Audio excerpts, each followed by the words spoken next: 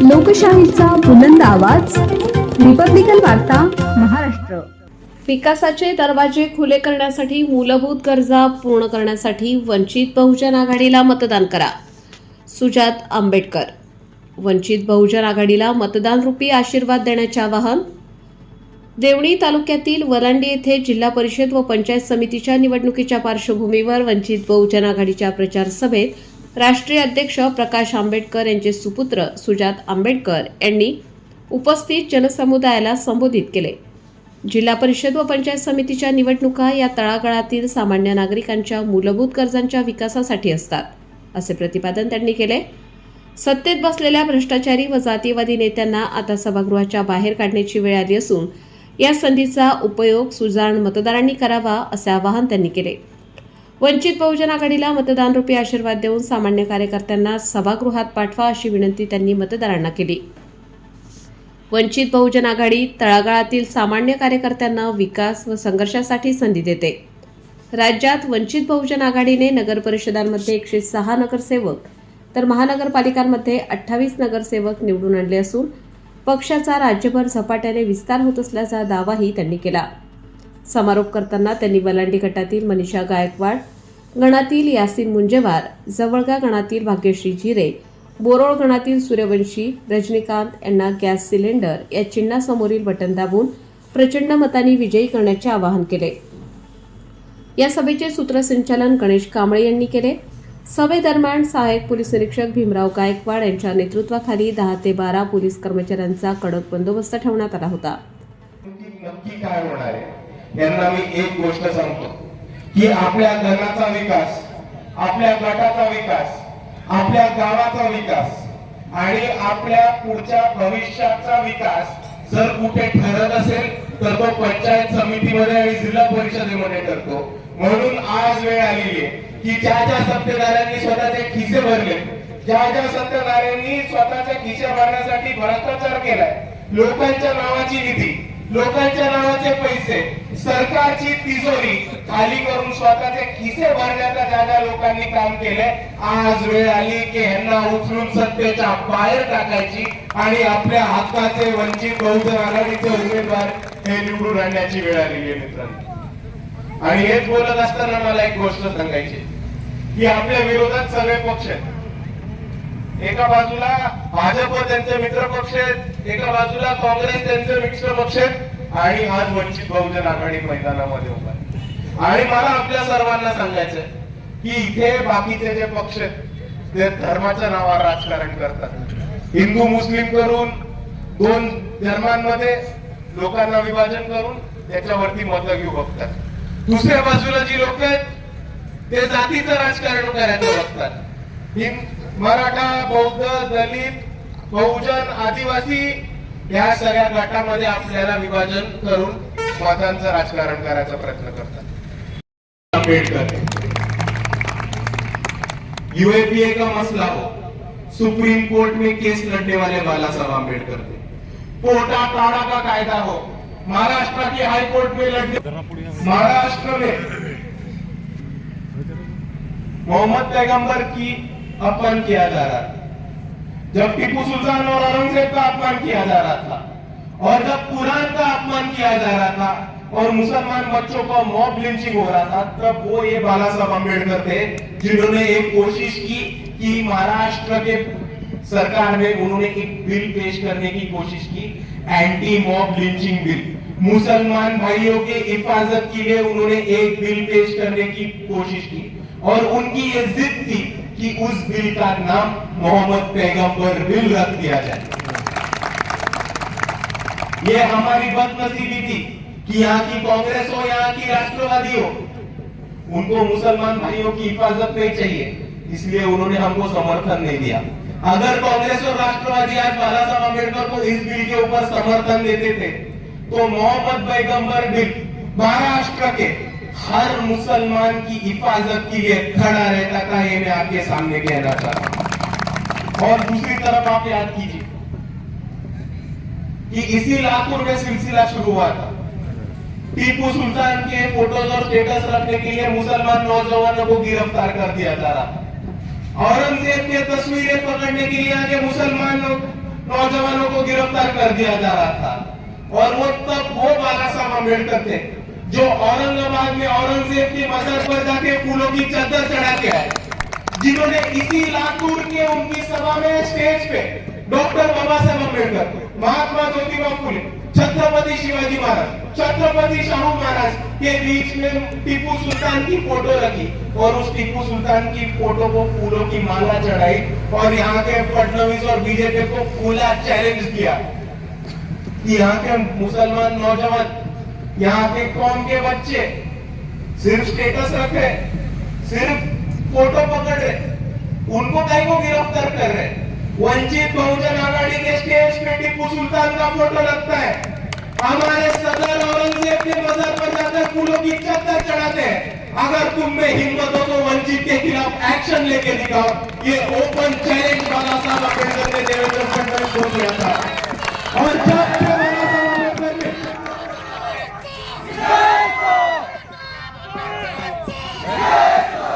जब से बाला साहब अम्बेडकर ने देवेंद्र फडणवीस को और यहाँ के बीजेपी को चैलेंज देने का काम किया था, तब से मुसलमान बच्चों को गिरफ्तार करने का सिलसिला बंद हुआ था महाराष्ट्र में। और ये ताकत बाला साहब अम्बेडकर ने मुसलमान भाइयों के पीछे खड़ी की।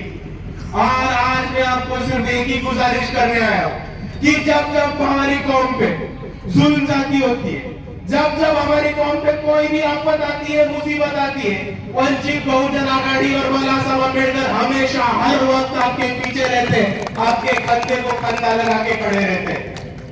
रमजान का महीना याद कीजिए, 2022 का साल था। रमजान में मस्जिदों के ऊपर बोंगों पे अजान चल रही थी और मुंबई के एक नेता है, राज ठाकरे नाम है उनका, वो बोले थे कि अगर मस्जिद के भोंगों पर अजान बजेगी तो हम वो भोंगा नीचे उतरा देंगे और वहां पे हनुमान चालीसा बजाएंगे। ये वो वंचित बहुजन आघाड़ी के कार्यकर्ता थे और युवक आघाड़ी के कार्यकर्ता थे जिन्होंने ये भूमिका ली कि हमको हनुमान चालीसा से कोई ऐतराज नहीं है, तुमको बजाना है हनुमान चालीसा तो बजाओ, लेकिन तुम्हारे घर में बजाओ। मस्जिद का एक भी भोंगा उतरने को तुम सामने आए तो हमारे वंचित बहुजन आघाड़ी के युवक कार्यकर्ता हमारे मुसलमान भाइयों को कंधा से कंधा लगा के खड़ा रहेंगे और तुमको मस्जिद के एक भी भोंगा नीचे उतराने का काम नहीं करने देंगे। ये भूमिका वंचित बहुजन आघाड़ी ने ली थी। और जब वंचित बहुजन आघाड़ी के युवकों ने ये भूमिका ली तब राज ठाकरे की खुद की भोंगे की हवा निकल गई और उनका सिलसिला युगल मार दिया। तो जहां जहां वंचित और मुसलमान एक साथ खड़े रहते हैं वहां वहां जीत पक्की है, जीत निश्चित है। और आज आपके ही सर्कल में, आपके ही गण में, आपके ही गट में एक मुसलमान नौजवान को उम्मीदवारी देने का काम वंचित बहुजन आघाड़ी ने किया है। और मैं इसीलिए पूरे मुसलमान समाज से ये दरख्वास्त करना चाहता हूँ कि आज हम सबका भाई, हमारे घर से एक नौजवान बच्चा इलेक्शन में खड़ा है, आपको पूरी तरह से जीताना होगा। और सिर्फ इनको नहीं तो पंचायत समिति और जिला परिषद दोनों जगह आपको वोट देके वंचित बहुजन आघाड़ी के उम्मीदवार ज्यादा से ज्यादा वोटों से जिताते होंगे। आज वंचित बहुजन आघाड़ी से गायकवाड ताई जिल्हा परिषद के लिए खड़ी है। कोणी पाठिंबा दिला असेल तर तो बाळासाहेब आंबेडकर आणि वंचित बहुजन आघाडीने दिलेला आहे। आपण सर्व भाजपला मतदान करता, भाजपच्या मागे उभं राहता, पण भाजपची लोक आली तर एकदा इकडे शेजारी सभा आहे त्यांना जाऊन विचारा की लिंगायत समाज धर्माच्या वेगळ्या मागणीला तुमचा पाठिंबा आहे की नाही। या महाराष्ट्रामध्ये लिंगायत धर्माच्या स्थापनेला कोणी आणि त्या मागणीला कोणी पाठिंबा दिला असेल तर ते फक्त आणि फक्त श्रद्धेय बाळासाहेब आंबेडकर आणि वंचित बहुजन आघाडीने दिला होता।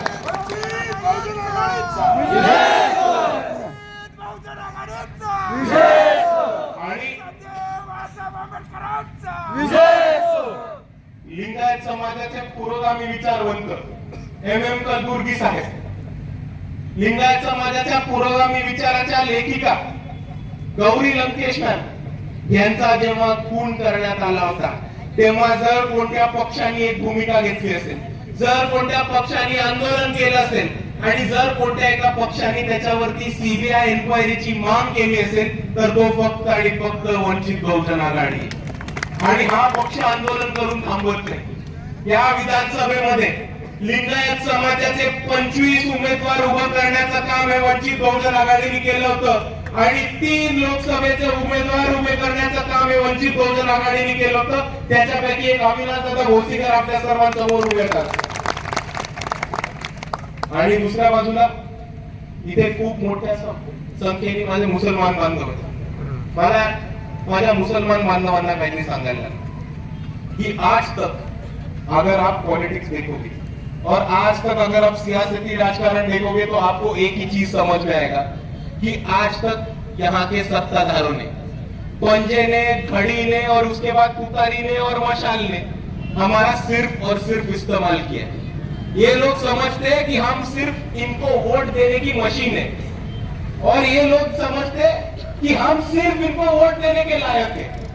ये कभी ये नहीं समझते कि यहाँ का मुसलमान आदमी, यहाँ का एक मुसलमान भाई इलेक्शन में खुद खड़ा रह के जीतने के काबिल है. ये लोग ये नहीं समझते. लेकिन आज हमको इनका ध्यान भटकना होगा. आज हमको जबरदस्ती से उनको पकड़ पकड़ के उनके जहन में ये डालना होगा कि यहाँ का मुसलमान इलेक्शन में खड़ा रहेगा, वंचित बहुजन आघाड़ी उसके पीछे खड़ी रहेगी और यहाँ का मुसलमान जीतेगा और सत्ता में जाएगा. और इसीलिए मैं आप सभी से बोलना चाहता हूँ कि पिछले इलेक्शन में 10 मुसलमान नगर सेवक चुना के लाने का काम वंचित बहुजन आघाड़ी ने किया है और उसमें से एक नईम भाई अकोला में पारशी टाकली करके एक नगर परिषद है, वहां पे 6 उमेदवार हे निवडून आणण्याचं काम वंचित बहुजन आघाडीने केलंय. आणि तसंच महानगरपालिकेमध्ये 28 नगरसेवक निवडून आणण्याचं काम हे वंचित बहुजन आघाडीने केले आणि त्यातले 2 नगरसेवक आपल्यामध्ये स्टेज वरती सुद्धा आहेत. आणि मित्रांनो, आपण जर नगरसेवक बघितले, नगरसेवकाचे उमेदवार बघितले तर तुम्हाला हे सुद्धा दिसेल कि एकही सूर्यवंशी साहब ये पंचायत समिति के लिए खड़े. आप इन सब की निशानी जानते हैं? सिलेंडर. आप लोग इनकी निशानी जानते हैं? ज्यांना ऐकून आलं त्यांच्यासाठी मराठीत परत विचारतो, तुम्हाला यांची निशानी माहिती आहे का? तुम्हाला यांची निशानी माहिती आहे का? काय आहे? मला ऐकून येत काय? मोठ्याने बोला. तिकडे भाजपची सभा चालू आहे, त्यांना ऐकू द्या. आपली निशानी काय आहे? आपली निशानी काय आहे? हिंदू मुस्लिम करत राहिलो आणि जातीपातीच्या राजकारणामध्ये आपण अडकत राहिलो तर आपणच आपल्या पायावरती दगड दोडे पाडून घेतोय. आणि इकडच्या सत्ताधारी आणि जे लोक समाजामध्ये विष पेरतायत त्यांना आपण सत्तेमध्ये पाठवून आपलंच नुकसान करून घेतोय. आणि म्हणून मी आपल्या सर्वांना एकच विनंती, जिल्हा परिषदेची निवडणूक ही पंचायत समितीची निवडणूक कोणत्याही धर्माच्या नावावर नाही, जातीच्या नावावर नाही, हिंदू नाही, मुस्लिम नाही, दलित नाही, ओबीसी नाही, बांधव नाही. आपल्याला ही निवडणूक आपल्या मूलभूत हक्कांसाठी आणि आपल्या मूलभूत गरजांसाठी हवी. आणि म्हणून मी आपल्या सर्वांसमोर इथे उभं राहून मी वागतोय की एक संधी मागायला इथे आलो, की एक संधी वंचितला चांगल्या रस्त्यांसाठी, एक संधी वंचितला 24 तास स्वच्छ पिण्याच्या पाण्यासाठी, एक संधी वंचितला इकडच्या शेतकऱ्यांच्या मालाला हमी भाव मिळवून देण्यासाठी, एक संधी वंचितला प्रत्येक गावामध्ये आरोग्य केंद्र उभारण्यासाठी, एक संधी वंचितला शेतकऱ्यांची कर्जमाफी करण्यासाठी आणि एक संधी वंचितला आपल्या जिल्हा परिषदेच्या शाळेची अवस्था सुधारून एक नवी शाळा बांधून देण्यासाठी. आणि म्हणून मित्रांनो, मी आज इथे राहून आपल्या सर्वांना इतकीच विनंती करतो की ही निवडणूक अजून कशामागे नाही तर विकासाच्या मागे, आपल्या मूलभूत हक्कांच्या मागे आणि आपल्या मूलभूत गरजांच्या मागे उभं करा. आणि या लोकांना ज्यांनी सत्तेमध्ये जाऊन लोकांमध्ये विष पेरलंय आणि आपल्याला विभाजनात करायचं काम केलंय, या लोकांना उचलून सत्तेच्या बाहेर टाकू आणि आपल्या हक्काचे वंचित बहुजन आघाडीचे उमेदवार हे आपण निवडून आणू, हीच विनंती करायला आज मी इथे आलेलो. आणि मित्रांनो, एक गोष्ट आपण सर्वांनी समजून घेतली पाहिजे की ही स्थानिक स्वराज्य संस्थेची निवडणूक आहे, जिल्हा परिषदेची निवडणूक आहे, पंचायत समितीची निवडणूक आहे. आणि आपण इतर पक्षांमध्ये बघितलं तर इतर पक्षांमध्ये आपल्याला दिसेल की लोकांना तिकीट मिळवण्यासाठी पैसे द्यायला लागतात. आमदाराला पेटी दिली की तिकीट येतं, खासदाराला पेटी दिली की तिकीट येतं. आता तर नवीन फंडा झालाय की नेत्याला थार द्यायला लागते मगच तिकीट मिळतं कार्यकर्त्याला. पण हे कोणतीही गोष्ट वंचित बहुजन आघाडीमध्ये दिली नाही. मी गेल्यानंतर जे पण वंचित बहुजन आघाडीचे उमेदवार आहेत त्यांना विचारा किती पैसे दिले. आता तुमच्या समोर विचार, किती पैसे द्या, किती पैसे दिले? 0. ही वंचित बहुजन आघाडीचा इतिहास आहे आणि हा बाळासाहेब आंबेडकरांचा आदर्श आहे की या पक्षामध्ये एकाही माणसाला तिकीट द्यायला पैसे मागितले जात नाही. आणि कोणी तिकीट पैसे देऊन तिकीट मागायला आलं तर त्याला हात जोडून सांगितलं जातं की वंचित बहुजन आघाडी हा तळागाळातल्या कार्यकर्त्यांचा पक्ष आहे आणि आम्ही तिकीट देणार तर फक्त आणि फक्त वंचित बहुजन आघाडीच्याच तळागाळातल्या कार्यकर्त्यांना. आणि म्हणून बाळासाहेबांनी हा आदर्श महाराष्ट्र समोर उभा केलाय की वंचित बहुजन आघाडीमध्ये पैशाला तिकीट मिळत नाही तर इकडे तळागाळातल्या कार्यकर्त्यांना मेहनत करण्यासाठी आणि संघर्ष करण्यासाठी तिकीट दिलं जातं. हा आदर्श आज महाराष्ट्रामध्ये बाळासाहेब आंबेडकरांनी उभा केलाय. कष्टकरी, गोरगरीब माणूस, दलित समाजाचा माणूस, वंचित समाजाचा माणूस आणि ज्या ज्या लोकांना आतापर्यंत इकडच्या प्रस्थापितांनी सत्तेपासून बाहेर ठेवण्याचं काम केलं होतं आणि आतापर्यंत ज्या ज्या लोकांना इकडच्या व्यवस्थेने वंचित ठेवण्याचं काम केलं होतं ते दार तोडून सत्तेमध्ये घेऊन जाण्याचं काम हे या निवडणुकीमध्ये बाळासाहेब आंबेडकरांनी केलं. आणि वंचित बहुजन आघाडीचे निवडून आलेले नगरसेवक कोण होते? दसरावेचा वंचित बहुजन आघाडीचा नगरसेवक होतो. नांदेडमध्ये कुलदीप राक्षस मारे नावाचा एक पोरगा कार्यक्रमाच्या आधी बॅनर लावायचा. बाळासाहेब आंबेडकरांनी त्याला तिकीट दिलं आणि नांदेडचं नगरसेवक केलं. तसंच कंधारमध्ये वैदू समाजाचा माणूस, वडार समाजाचा माणूस बाळासाहेब आंबेडकरांनी त्यांना नगरसेवक केलं. आपल्याच कर्जत जामखेडमध्ये अरुणाबा जाधव कोल्हाटी समाजाचं प्रतिनिधित्व करतात. त्यांच्या आईची एक नाचाची शाळा आहे. कोल्हाट्यांचे नाचणीचा एक व्यवसाय असतो. त्यांची आई ते स्वतःला नाचणीचा पोरगा म्हणवतात. आज एका नाचणीच्या पोरगाला बाळासाहेब आंबेडकरांनी तिकीट देऊन कर्जत जामखेडमध्ये नगरसेवक बनवण्याचं काम केलंय. आणि त्याचबरोबर चांदूर रेल्वेमध्ये विश्वकर्मा समाजाची एक महिला, तिला चांदूर रेल्वेचं नगर अध्यक्ष करण्याचं काम सुद्धा आज या महाराष्ट्रामध्ये बाळासाहेब आंबेडकरांनी केलं. आणि याच निवडणुकीमध्ये सुद्धा आपण जर बघितलं तर मातंग समाजाला, बौद्ध समाजाला, मुस्लिम बांधवांना जर कोणी प्रतिनिधित्व दिलं असेल तर ते वंचित बहुजन आघाडीने दिलंय.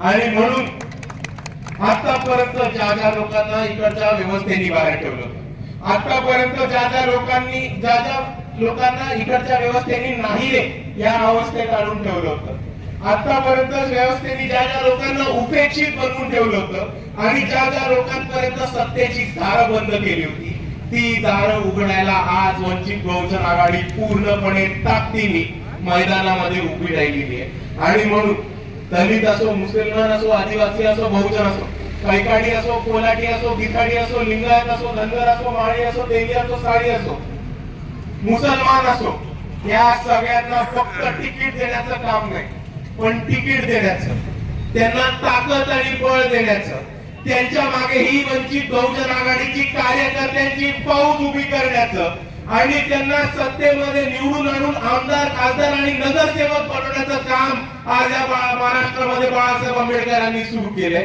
आणि मी आपल्या सर्वांना एवढीच विनंती करतो की या जिल्हा परिषदेमध्ये, या पंचायत समितीमध्ये आपल्याला हेच बाळासाहेब आंबेडकरांचं मिशन आणि हेच बाबासाहेब आंबेडकरांचं स्वप्न पुढे घेऊन जायचंय. आणि जास्तीत जास्त मतांनी वंचित बहुजन आघाडीचे उमेदवार जिल्हा परिषदेचे सदस्य, पंचायत समितीचे सदस्य हे निवडून आणून त्यांना जिल्हा परिषद आणि पंचायत समितीचे सभापती केल्याशिवाय आपण थांबायचं नाहीये, एवढा आज आपण पुनगाठ बांधूया मित्रांनो. रिपब्लिकन वार्तासाठी लातूर जिल्हा प्रतिनिधी सगीर मोमीन.